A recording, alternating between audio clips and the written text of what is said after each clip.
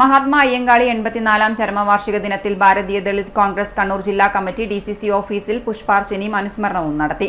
ജില്ലാ പ്രസിഡന്റ് വിജയൻ കൂട്ടിനെഴുത്ത് പുഷ്പാർച്ചനയ്ക്ക് നേതൃത്വം നൽകി. അയ്യങ്കാളിയുടെ 84-ാം ചരമവാർഷിക ദിനമാണ് ഇന്ന് നമ്മൾ ആചരിക്കുന്നത്. അയ്യങ്കാളിയെക്കുറിച്ച് ഇവിടെ അധ്യക്ഷൻ സൂചിപ്പിച്ചു.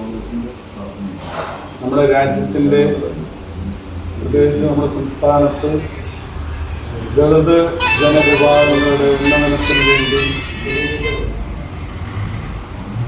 ഈ സംസ്ഥാനത്ത് പിന്നോക്കം നിൽക്കുന്നവരുടെ അവരുടെ പുരോഗതിക്ക് വേണ്ടി അവരെ മുഖ്യധാര പ്രസ്ഥാനമായി മാറ്റിയെടുക്കുന്നതിന് വേണ്ടി ഏറെ പങ്കുവഹിച്ച ഒരു വ്യക്തിത്വമായിരുന്നു എന്ന് നമുക്ക്. അതുകൊണ്ട് തന്നെയാണ് ഇന്നും അദ്ദേഹം ദളിത് പിന്നോക്ക സമൂഹങ്ങളിൽ മാത്രമല്ല ഈ രാജ്യത്തെ എല്ലാ മതസമൂഹങ്ങളുടെ മുന്നിലും മനസ്സിലും അദ്ദേഹം ഇടം പിടിച്ചിരുന്നു. ഇവിടെ സൂചിപ്പിച്ചതുപോലെ വിദ്യാഭ്യാസ രംഗത്ത് ദളിത് സമൂഹത്തിൻ്റെ പിന്നോക്ക സമൂഹത്തിൻ്റെ ഉയർച്ചയ്ക്ക് വേണ്ടിയുള്ള എല്ലാ നടപടികളും അദ്ദേഹത്തിൻ്റെ ഭാഗത്തുണ്ടായി. അതിനുവേണ്ടിയുള്ള ഒരു വിട്ടുവീഴ്ചയുമില്ലാത്ത ഒരു സമീപനമായിരുന്നു അദ്ദേഹം സ്വീകരിച്ചിരുന്നത്.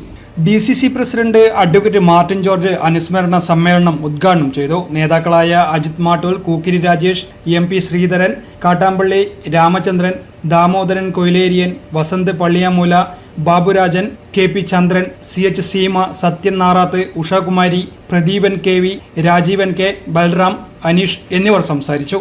News desk, city news.